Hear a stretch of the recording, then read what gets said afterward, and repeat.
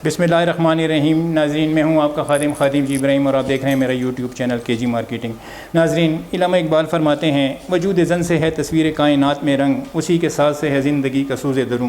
ہماری خوش قسمتی ہے کہ ہمارے پاس اس وقت فنون لطیفہ کی ایک ایسی محترم خاتون موجود ہیں جو اپنی محنت سے اقبال کے اس شعر کی تشریح بن گئی ہیں، جو بیک وقت ایک نامور شاعرہ، ڈاکٹر، سوشل ورکر اور بزنس وومن بھی ہیں۔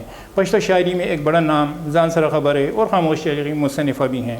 خوبصورت لب و لہجے کی شاعرہ، جتنی خوبصورت ان کی کتابوں کے ٹائٹل ہوتے ہیں اتنی ہی خوبصورت ان کی شاعری ہوتی ہے۔ اللہ نے آواز بھی ان کو بہت اچھی دی ہے اور شخصیت اتنی گریسفل کہ جب وہ مشاعرہ میں کلام پڑھتی ہیں تو ایک ماحول بن جاتا ہے اور سننے والا جو ہے وہ داد دیے بغیر نہیں رہ سکتا۔ ان کا ایک ہی جواب ہوتا ہے ڈیرہ مننا۔ ہمارے ساتھ موجود ہیں اس وقت ڈاکٹر روشن کلیم صاحبہ۔ ڈیرہ مننا ڈاکٹر صاحب، بہت شکریہ آپ کا، آپ نے ہمیں ٹائم دیا۔ کیا حال ہیں آپ کے؟ الحمدللہ، السلام علیکم۔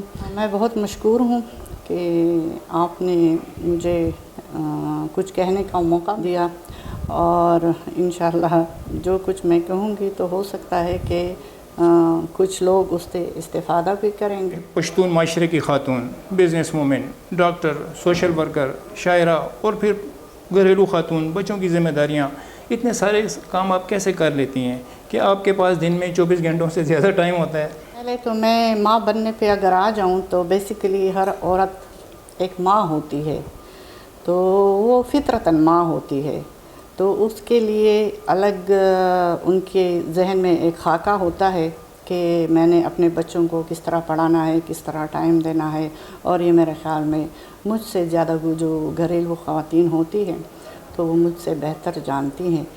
بات آ گئی ہے اپنی فیلڈ پہ، تو وہ صبح سے دوپہر تک میرا کام ہوتا ہے۔ میں کلینک جاتی ہوں، sugar hospital, doctor diagnostic research hospital, اور اس طرح MMC محمد میڈیکل کمپلیکس میں، اور کافی ساری جگہوں پہ میں نے کام کیا ہے، لیکن وہاں پہ وقفے میں یا اس طرح ماحول کبھی بن جاتا تھا تو وہاں پہ تھوڑا بہت یہ کام ہو سکتا ہے، لکھنے کا، لکھانے کا۔ انسان اگر ہمت کرے، حوصلہ نہ ہارے اور اپنے آپ کو منوانا چاہے تو ایک عورت بہت کچھ کر سکتی ہے، وہ بہت کچھ بن سکتی ہے اور اپنے آپ کو بھی منوا سکتی ہے، اور معاشرے کے لیے وہ بہت مددگار اور بہت فائدے والے کام کر سکتے ہیں۔ بزنس کے حوالے سے میں یہی کہوں گی کہ پراپر تو خیر نام میں نے دیا ہوا ہے، یا میرے جو بچے میرا بزنس سنبھال رہے ہیں، میرا بیٹا ہے احسان الحق فاروقی، بیسیکلی وہ انجینئر ہے، سکاج یونیورسٹی سے اس نے پڑھا ہے، اور وہ بیسیکلی آرکیٹیکٹ ہے۔ لیکن کچھ حالات ایسے آج کل ہیں تو میں نے سوچا، یا میرے بچوں نے سوچا، ہم نے مل کے یہ پروڈکٹ بنایا اور پھر ہم نے سیمپل کے طور پر ڈسٹریبیوٹ کیا۔ 2-4 بار گھر میں نے ٹرائی کی، جب اس کا رزلٹ صحیح آیا تو پھر ہم نے اس پہ سٹارٹ کیا، اور الحمدللہ اچھا خاصا چل رہا ہے، جو کہ میرے بچے میرا ساتھ دے رہے ہیں۔ میں اس فیلڈ میں اکیلی نہیں ہوں۔ ڈاکٹر صاحب، آپ ہمیں یہ بھی ضرور بتائیے گا، اپنے سوشل ورک کے بارے میں بتائیے کہ کس طریقے سے آپ لوگوں کی ہیلپ کرتی ہیں، کس طریقے سے ان کی سپورٹ کرتی ہیں، اور ان کے کاموں میں کس طریقے سے مدد دیتی ہیں ان کو۔ 3-4 آرگنائزیشن ایسے ہیں کہ اس میں کام کرتی ہوں۔ پہلے میں بحیثیت ممبر آئی، اس کے کام کو میں نے دیکھا، سیکھا، پھر سیکریٹری بنی، پھر پریزیڈنٹ۔ اب ریسنٹلی میں پریزیڈنٹ ہوں انر ویل آرگنائزیشن کے، جو تقریباً 101 ملکوں میں اس کا برانچ جو ہے پھیلا ہوا ہے، اور وہاں ہم لوگوں کی بھلائی کے لیے کام اور بھاگ دو کرتے ہیں۔ جہیز کا کام، یا ویل چیئر مشینیں، کسی کے لیے چھوٹی سی دکان کھولی، اور کوئی ڈسیبل بندہ ہو اس کے لیے ایجوکیشن۔ ہم نے ایک ایجوکیشن کا ادارہ یہاں پہ اسکول ہے فیض 1 حیات آباد میں، پراپر اس کے لیے ہم نے ایک رقم مختص کی ہے، اور تقریباً ہم 5-6 مہینے بعد وہاں جاتے ہیں، اور ان کی جو ریکوائرمنٹ ہے تو اپنے اس حیثیت کے مطابق کہ ہماری تنظیم کے پاس جتنا فنڈ ہے اور جتنا ہم ڈسٹریبیوٹ اپنی طرف سے کر سکتے ہیں تو اس کی مدد کرتے ہیں۔ ایک ہم نے اسپینا وڑے میں ایک سلائی سینٹر کھولا ہوا ہے، تو اس کی پراپر ہم نگرانی کرتے ہیں، وہاں جاتے ہیں تو اس میں کافی سارے ایک استانی ہیں اور باقی لڑکیاں ہیں وہ سیکھ رہی ہے. ادروائز ہمیں پتہ چلتا ہے جس طرح فلڈ ہو، جس طرح کوئی یتیم خانہ ہو، جس طرح پچھلی بار بھی ہم یتیم خانے گئے، جیل گئے، سینٹرل جیل میں ہم تقریباً 40 نئے جوڑے اور باقی 60-70 ہم نے پرانے جوڑے، جوتے، سویٹر، کوٹ وغیرہ اور کھانے پینے کی اشیاء ہم نے ڈسٹریبیوٹ کی. تو اسی پہ بس یہ تو خیر مہینے میں 1-2 بار ہوتا ہے تو ہمیں ٹائم ملتا ہے. بالکل صحیح کہا آپ نے کہ اللہ بھی ان لوگوں کی مدد کرتا ہے جو کہ اس کے بندوں کی مدد کرتے ہیں. اچھا میڈم، یہ ضرور ہمیں بتائیے گا کہ آپ کو اپنی شاعرہ ہونے کا احساس جو ہے وہ کب ہوا اور پہلا شعر آپ نے کب کہا، اور اگر یاد ہو تو سنا دیجیے. بیسیکلی پٹھان گھرانے سے تعلق رکھتی ہوں، ادبی گھرانے سے. میرا بھائی تھا محبوب ہاشم صابر سرہندی اور ایک کرنل نور الحق فاروقی، تو یہ دونوں ہم مطلب شاعر ہیں، ان کی کتابیں آ چکی ہیں. تو میں مشاعروں میں جاتی تھی بھائی کے ساتھ، انجوائے کرتی تھی اور مجھے بہت زیادہ اچھا لگتا تھا. تو میرے خیال میں یہ وہیں سے بچپن کا اثر ہے. تو میں ہو سکتا ہے وہی اثر میں نے لے لیا اور میں شاعرہ بن گئی ہوں. اور دوسری بات یہ ہے کہ میں نے پہلا جو کلام لکھا تھا تو اللہ کرے کہ پہلے بھی میں نے نعت لکھا ہے اور میرا اختتام بھی نعت پہ ہو. تو میں 5ویں کلاس میں تھی کہ میں نے تب آزمائی کی لکھنے پہ، اور پھر میں نے ٹیچروں کو کہا کہ یہ میں خود پڑھوں گی. تو میں کالج کالونی اسکول میں تھی اور تھانہ میں، اور وہ نعت میں نے خود لکھا بھی اور پڑھا بھی، کیونکہ میرا بھائی شاعر تھا تو میں نے اس کو دکھا دیا. اس میں 2-3 لفظ آگے پیچھے کرنے تھے تو اس نے کروا دیے اور میں نے پڑھ لیا. لیکن وہ یاد مجھے نہیں ہے کیونکہ یہ بچپن کی باتیں ہیں تو لوگوں کو اندازہ نہیں ہوگا کہ آگے میں جا کے کیا بنوں گی. تو اگر مجھے پتہ ہوتا کہ یہاں تک میں نے آنا ہے تو ضرور سنبھال لیتی. خوب جی. اچھا میڈم، یہ بتائیے گا کہ پشتو ادب میں آپ اپنے علاوہ کس شخصیت سے متاثر ہیں اور یا کس کے کلام نے آپ کو متاثر کیا، خواتین میں بھی اور حضرات میں بھی؟ ایک تو آپ ہیں، ایک آپ کا بھائی ہے، اس کے علاوہ اگر کوئی؟ پشتو کلام میں جو ہمارے پرانے شاعر ہیں، رحمان بابا، حمزہ بابا، خوشحال خان خٹک اور اس طرح جتنے بھی امیر کروڑ سے لے کر یہاں تک جتنے بھی شعراء ہیں، اور جہاں تک میں پڑھائی تو میری بہت کم ہے لیکن جہاں تک میں پڑھ چکی ہوں ان سے تو ڈیفینیٹلی تقریباً سارے متاثر ہیں اور میں بھی متاثر ہوں. خواتین میں سے میں متاثر ہوں، لیکن میں شعر سے اس وقت متاثر ہوتی ہوں جو محترمہ شعر لکھتی ہے اور وہ شعر پہ پوری میرے معیار پہ جو پوری اترتی ہے، کیونکہ اس شعر میں کے اندر اس کی شخصیت اگر نہ ہو تو میں اس کو پسند پھر نہیں کروں گی. تو اس وجہ سے میں سلمیٰ شاہین کو پسند کرتی ہوں. وہ میری دوست بھی ہے، فیورٹ شاعرہ بھی ہے، اور جتنے بھی میں اس کو پڑھ چکی ہوں، سن چکی ہوں، ان سے مل چکی ہوں، تو ان کا جو قول فعل ہے، شاعری میں جو کچھ ہے وہ ان کا روپ ہے. تو میں اس سے بہت زیادہ متاثر ہوں. میڈیکل سائنسز اور اردو سائنسز یا اردو ادب دو بالکل مختلف شعبے ہیں، بلکہ ایک دوسرے کے اپوزٹ ہیں. ایک جو ہے فیکٹس کے اوپر ڈیپینڈ کرتا ہے، فیکٹس پر مبنی علم ہے، اور دوسرا تصوراتی یا جمالیاتی حسن کے اوپر امیجینیشن کی ترجمانی کرتا ہے. آپ نے دونوں میں مہارت حاصل کی، دونوں ایک اپوزٹ مطلب ڈپارٹمنٹس ہیں. یہ اس کی کیا وجہ تھی؟ میڈیکل لائن چونکہ پڑھی پڑھائی لکھی لکھائی باتیں ہوتی ہے، جب فیلڈ میں بندہ جاتا ہے تو وہ زیادہ ایکسپرٹ ہوتا ہے، اور میرے خیال میں وہ پڑھی پڑھائی لکھی لکھائی باتیں رہ جاتی ہے. تو پھر آگے جا کے نئے ریسرچز آتے ہیں اس پہ، اور ایکسپیرینس کے بیس پہ انسان کام کرتا ہے. تو یہ تو دونوں الگ شعبے ہیں، تو وہ تو الگ بات ہے.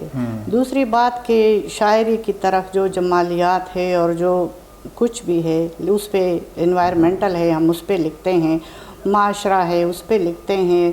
اور وہ جس طرح کہتے ہیں کہ شاعر قوم کی زبان ہے اور معاشرے کی آنکھیں ہیں، تو اسی وجہ سے میں جب لکھتی ہوں تو میں نے بہت کچھ محسوس کیا، بہت کچھ دیکھا، اور میرے خیال میں یہ امت کی بات ہے، یہ قدرتی عطیہ ہے.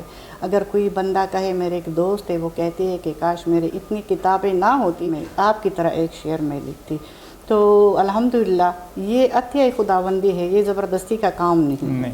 اور جب دل دکھتا ہے، کوئی درد دیتا ہے، تو اس وقت پھر انسان کو بہت زیادہ آمد ہوتی ہے اور وہ لکھنے پہ مجبور ہو مریضوں کے درمیان میں آپ الٹرا ساؤنڈ وغیرہ کر رہی ہیں، کیا اس وقت بھی کسی شعر کی آمد ہوتی ہے یا اس کے لیے کوئی الگ سے ماحول چاہیے ہوتا ہے؟ وہ شعری شاعری کی جگہ تو وہ نہیں ہوتی کیونکہ انسان کا ذہن ایک طرف جو ہوتا ہے اور کسی انسان کی زندگی کے ساتھ اس وقت ساری مطلب وہ توجہ ایک طرف ہوتی ہے، تو اس میں شعر و شاعری کبھی مجھے آمد نہیں ہوئی۔ ہاں البتہ میں ان کو جب ہسٹری لیتی ہوں، وہاں عورتوں سے میں ہسٹری لیتی ہوں، تو میجورٹی کبھی ایک شعر دو میں تو میرے وہ حالات آئے ہوں گے، لیکن اس پہ میں کافی کتاب لکھ چکی ہوں افسانوں کا ایک، اس میں تقریباً 20-21 تقریباً افسانے ہیں میرے، جو کہ منظر عام پہ ابھی نہیں آئے، اور اگر زندگی نے ساتھ دیا تو انشاءاللہ وہ لوگوں کے ہاتھ میں ہوں گے، اور پتہ چلے گا کہ نام صرف افسانہ ہے، نام کی عدل بدل ہے، ہیرا پھیری ہے ماحول کی، باقی وہ ہر ایک عورت کی ایک الگ کہانی ہے۔ تو میں ایک افسانہ ضرور متاثر کن لے کے جاتی ہوں اور اسے میں قلم کے حوالے کرتی ہوں تاکہ میں بھول نہ جاؤں۔ جیسے کہ مطلب فسانے میں ایک فسون ہوتا ہے، ایک جادو ہوتا ہے، اسی طرح ہم دیکھتے ہیں کہ ہماری سوسائٹی جو ہے وہ ایک میل ڈومینیٹڈ سوسائٹی ہے، اور اس میں ایک خاتون کا اس طریقے سے ابھر کر آنا، پھر ایک پشتون خاتون کا اس طریقے سے ابھر کر آنا ایک بہت بڑا اعزاز ہے۔ آپ کو اس مقام تک پہنچنے کے لیے کن کن چیلنجز کا سامنا کرنا پڑا؟ ایک ادبی گھرانے سے تعلق رکھنے کے ساتھ ساتھ میں ایک مذہبی گھرانے سے تعلق رکھتی ہوں، دونوں طرف سے۔ تو ایک مذہبی گھرانے سے اسٹیج تک آنا، اور میں ساس سسر اور پھر ماں باپ، میرے 3 فیملیز میں میری وہ لائف بٹھی ہوئی ہے، تو 3 فیملیز میں پہلی خاتون ہوں کہ میں گھر سے یا مذہبی ماحول سے اسٹیج تک آئی ہوں۔ تو اس میں بہت سے انگارے تھے، یا ابھی بھی میرے خیال میں اس کی چنگاریاں بہت کچھ باقی بھی ہے جو اس سے گزرنا پڑتا ہے، لیکن اگر ہمت ہو، حوصلہ ہو، اور گزری ہوئی زندگی پہ نظر ڈالے کہ کسی نے کچھ نہیں دیا، اگر میں نے کسی کے لیے ایک چیز قربان کر دی، اگر میں کسی کے لیے سونے کے کنگن بیچوں اور وہ بعد میں ہاسپٹل جانے کے لیے میرے ساتھ تیار نہ ہوں کہ میرے ساتھ ایک رات گزارے، یا میں کسی کے لیے اپنی زندگی کی پوری قربانی دوں اور وہ میرا کوئی کام نہ آئے، اور بعد میں پیٹ پیچھے میں سنتی ہوں کہ میں کیا ہوں اور ان کے لیے کیا ہوں۔ تو یہ بات ہے کہ انسان اگر ایک چیز ٹھان لے کہ نہیں میں نے آگے جانا ہے، کیونکہ پچھلی زندگی میں کسی نے مجھے کچھ نہیں دیا تو اب کیا دیں گے۔ اس کے بعد الحمدللہ انڈیپینڈنٹ ہوں اور کسی کے انڈر میں نہیں ہوں، اس بات پہ الحمدللہ میں خوش ہوں کہ کسی کا پریشر تو نہیں ہے، لیکن انگاروں پہ چلنا ضرور ہے، اور یہ بہت بہت بہت تلخ حقیقت ہے کہ میں آج بتا رہی ہوں کہ عورت، اور پھر خاص کر پشتون معاشرے میں ایک عورت جب سفر کرتی ہے تو وہ بہت نصیب راستے وہ گزرتی ہے۔ صحیح۔ اچھا میڈم، ایک تاثر یہ بھی ہے کہ ہمارے صوبے کے میں بڑے اچھے لکھاری ہیں، بڑے اچھے شاعر ہیں، ادیب ہیں، لیکن قومی سطح پر ان کو وہ پذیرائی نہیں ملتی جو دوسرے صوبوں کو، پنجاب اور سندھ کو ملتی ہے۔ آپ اس بارے میں کیا کہیں؟ یہاں پہ لکھنے کے ساتھ ساتھ اپنی زندگی داؤ پہ لگانی پڑتی ہے، اور پھر گلی گلی کوچے جانا پڑتا ہے، ہر ایک کے ساتھ بیٹھنا پڑتا ہے، اور ہر ایک کے ساتھ جوتے پالش کرنے پڑیں گے، تو تب کہیں جا کے مقام کسی کو ملے گا، ادروائز کوئی کسی کو کوئی مقام نہیں دیتا۔ لیکن ہم اس پہ خوش ہیں کہ جو ہیں سو ہیں، اور جو ہے اللہ کی طرف سے ہے، اللہ جب چاہے گا اسی انسان کو وہی مقام کس طرح بھی ہو، لیکن میں چاہتی ہوں کہ ایک مقام انسان کو ملے، لیکن ایسا نہ ہو کہ کل کو یہ ویڈیو میرے دیکھے اور کوئی کہے کہ اس نے یہ بات جھوٹی کہی۔ ڈاکٹر صاحب، آپ نے بہت ہی سچی، کھری لیکن بڑی کڑوی بات کی ہے۔ اچھا، اب تک آپ نے بے شمار ایوارڈ، سرٹیفکیٹس اور انعامات وغیرہ جیتے ہیں، ان کے بارے میں کچھ ایک مختصر سی بات کیجیے بس گا۔ جو ملے ہیں گھر پہ پڑے ہیں، اچھا، اور اس کو میں دیکھتی ہوں، کوئی آتا ہے تو اچھا کہتے ہیں کہ اچھا یہ آپ کو ملے ہیں، میں کہتی ہوں ہاں مجھے ملے ہیں۔ اس کے علاوہ اور ہاں اس وقت ہمیں خوشی ہوتی ہے کہ جب ہال میں بیٹھے ہوتے ہیں اور ہمیں بلایا جاتا ہے کہ آؤ آپ کے نام کا ایوارڈ ہے یا شیلڈ ہے یا سرٹیفکیٹ ہے، تو سارے سرٹیفکیٹ جو ہے ایک فائل میں بند پڑے ہوئے، کوئی کسی کام کے نہیں ہے۔ اخباروں میں جتنے ہمارے کالمز آئے ہیں، جتنے میں نے افسانے آئے ہیں، جتنے میری مطلب عورتوں کے عام بیماریوں کے حوالے سے میں لکھتی رہتی ہوں، وہ آتی رہتی ہے اس میں ہر اخبار رسالے میں، اور میرے نظمیں، میرے غزلیں تو ساری میرے خیال میں میرے پاس پڑے ہوئے ہیں۔ لیکن یہ کہ ردی ٹوکری میں اس لیے نہیں ڈالتے کہ وہ بہت خون پسینے کی کمائی ہے، ہم نے ایک ایک لفظ جوڑ کے لکھا ہے، تو بس پڑا رہنے دیں گے جب تک زندگی ہے، وہ پڑے رہیں گے، اور میرے خیال میں ہمارے بچے پھر پھینک دیں گے بعد میں کہ یہ تو ہمارے کام کی کوئی چیز جس میں ہماری نہیں۔ ایک ڈاکٹر کہلانا پسند ہے، شاعرہ کہلانا پسند ہے، سوشل ورکر یا بزنس وومن، مطلب اگر آپ کو چوائس دی جائے کہ آپ ان میں سے کوئی ایک ٹائٹل اپنے لیے منتخب کریں تو آپ کون سا ٹائٹل منتخب اگر کریں؟ مجھے ویسے تو ان سب چیزوں میں خدمت خلق کو پسند کروں گی، صحیح، کیونکہ مخلوق کے درد کو سمجھنے والی بات ایک اور ہے۔ تو اگر مجھے میرا نام اس لسٹ میں آ جائے کہ میں خدا کے بندوں کی خدمت کرتی ہوں تو بہت کہوں گی کہ یہ میرا اعزاز ہوگا، اور خدا کو جا کے میں کہوں گی کہ ہاں دنیا میں جا کے آپ نے جو اللہ نے آپ نے ہمیں بھیجا تھا اور کسی کام کے لیے، تو ایک چھوٹا سا کام میں نے بھی۔ ڈاکٹر صاحب بہت خوبصورت بات کی ہے، میں سمجھتا ہوں دل جیت لیے ہیں آپ نے۔ اچھا، پھر یہ بھی ہمیں بتائیے گا کہ آج کل آئی ٹی کا دور ہے، تو آئی ٹی کے اس دور میں آپ کتاب کے مستقبل کو کیسا دیکھتے ہیں؟ میں اپنی ہر کتاب کو، مطلب ہر شعر کو انسان بچے کی طرح سمجھتا ہے کہ یہ میرا بچہ ہے، اور اس کی اگر ایک شعر بھی ہو تو ہم اس کو سائڈ پہ رکھتے ہیں، یا اس کو میں تو اکثر ڈائری میں اس کو اسٹیپل کرتی ہوں کہ یہ کہیں ادھر ادھر ہو نہ جائے۔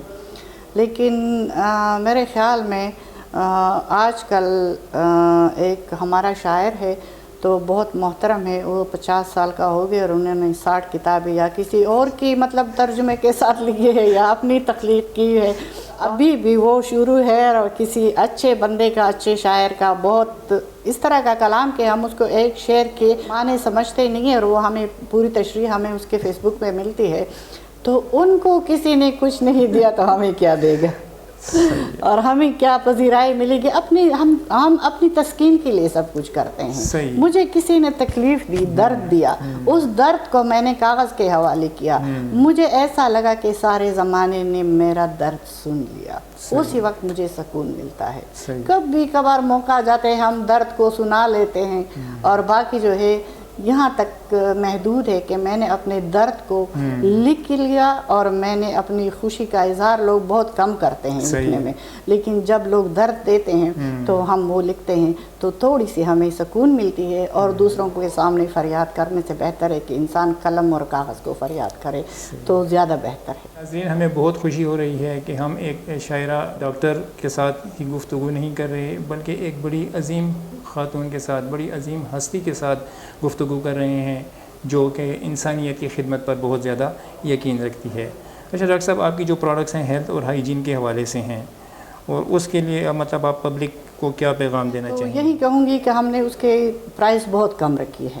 یہ روشن کے نام سے جو پروڈکٹ ہے رجسٹرڈ ہے اور آزمایا ہوا ہے، اور جن لوگوں نے گھر میں جو لوگ لے کے گئے ہیں انہوں نے بھی اپریشیٹ کر دیا ہے اور بار بار لے کے جا رہے ہیں، اور میں نے خود بھی آزمائے ہیں، اور میں خود چاہتی ہوں کہ لوگوں کو جو چیز ملے وہ میری باتوں کی طرح ہو۔ تو میں کہتی ہوں کہ باقی میں کوئی کسی کو فورس تو نہیں کر سکتا، لیکن پروڈکٹ جو ہے ہر پروڈکٹ سے سستی ہے اور ہر جگہ اویلیبل ہے، تو اگر کوئی بھی آج کل روشن کے نام سے کوئی چیز میرے خیال میں نہیں ہے، ہو سکتا ہے اندر صرف بھی آئے اور صابن بھی آئے اور کوئی بھی اس طرح کا کوئی اور پروڈکٹ آئے، میرے ارادے ہیں انشاءاللہ، تو وہ بھی میں ریکویسٹ کروں گی کہ اگر اچھا لگے، بہتر لگے تو وہی استعمال کرے۔ پشتوں میں آپ نے نثر بھی لکھی اور اس کے ساتھ ساتھ جو ہے وہ شاعری بھی کی، اردو شاعری پر بھی کبھی دھیان دیا یا اس طرف کبھی فوکس نہیں ہوا؟ میں بیسیکلی پشتون گھرانے سے تعلق رکھتی ہوں اور میری مادری زبان پشتو ہے اور جس زبان میں لوگ خواب دیکھتے ہیں اور جس زبان میں لوگ گالیاں دیتے ہیں اس میں میرے خیال میں گنتی بھی گنتے ہیں لکھنا بہت اچھے طریقے سے ان کے پاس ویکیبلری ہوتی ہے، ورڈز ہوتے ہیں، تو ظاہر ہے پھر شاعری کے لیے تو الفاظ چاہیے. تو میری اردو ابھی بھی لوگ جب سنیں گے تو وہ سمجھ جائیں گے کہ ایک پٹھان کی انٹرویو ہو رہی ہے. یہ بیسیکلی پٹھان خاتون بیٹھی ہوئی ہے اور انٹرویو سے لیا جا رہا ہے، تو میرے خیال میں لوگ سمجھ جائیں گے. اور ایک کلام تھا، مجھے یاد نہیں کس کا ہے، لیکن وہ دھیرے دھیرے آ والا کلام ہے، وہ مجھے بہت اچھا لگتا تھا. تو اس پہ میں گئی ہوں تو متاثر ہوئی ہوں. اس میں نے ایک بہت بڑا کلام لکھا ہے، اور ویسے بھی میں نے پوری ڈائری اردو شاعری کی پڑھی ہوئی ہے، اور اس میں میرے بچے چھوٹے تھے اور بہت نشیب فراز سے میں گزر رہی تھی. میں نے ایک لکھا تھا، اور میرے خیال میں ایک آدھ شعر اس کا مجھے یاد ہوگا کہ اے موتی مقدر تو ذرا دھیرے دھیرے آ، کچھ کام ادھورے ہیں ذرا دھیرے دھیرے آ. تو وہ میں نے بہت پورا کلام لکھا ہے، لیکن اس وقت مجھے یاد. ہماری خواہش ہوگی کہ اردو میں بھی آپ کا جو ہے وہ کلام چھپے، کیونکہ ساری زبانیں ہم سمجھتے ہیں کہ ہماری زبانیں ہیں، چاہے اردو ہو، پشتو ہو، ان کو ہو، سرائیکی ہو، پنجابی ہو، ساری زبانیں میری زبانیں ہیں، ساری زبانیں آپ کی زبانیں ہیں. تو ڈاکٹر صاحب آخر میں سب ہم آپ سے سننا چاہیں گے کلام شاعر و زبان شاعر، اپنی کوئی خوبصورت سی غزل سنا دیجئے، کوئی نظم سنا دیجئے.